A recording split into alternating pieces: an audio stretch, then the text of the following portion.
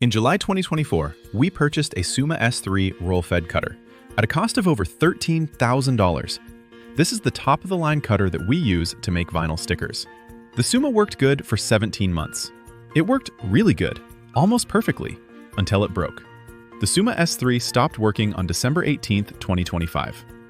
Our dealer, Pre-Press Supply, informed us that our warranty covered 12 months of labor and 24 months for parts. At least we were still covered under warranty for the cost of parts. The first service call was really quick on December 23rd and cost $990. This seemed expensive, particularly since the Summa was not fixed. It needed a new tangential head, which is $4,200, but was under warranty.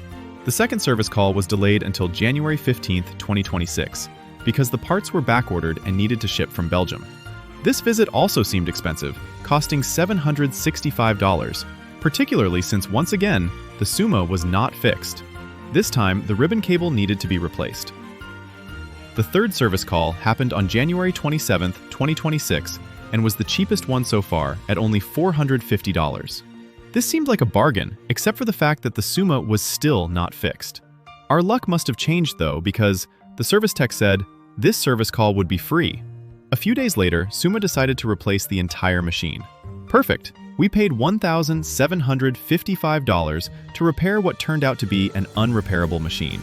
The great news continued when our dealer, Pre-Press Supply, told us we now had to pay for the third service call, $450, or pay for the delivery and installation of the replacement machine. So much for this service call would be free. Our Summa saga continued forward on February 2nd, when we were told that Summa had somehow shipped out the wrong machine. No, really, this is what they told us. On February 18th, we found out the correct replacement machine was in Canada, with no tracking information or any idea when it would deliver. Finally, on March 9th, we got the replacement machine, and it works, almost perfectly. In my opinion, Summa could care less about what happened to me.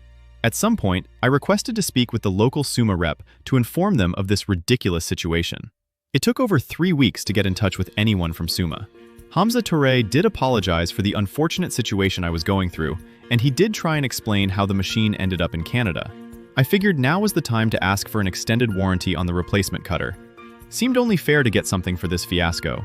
That was over 3 weeks ago, and he has never contacted me with an answer. It took 76 days and cost of $2,205 to get the Summa S3 roll-fed cutter back in service. True story.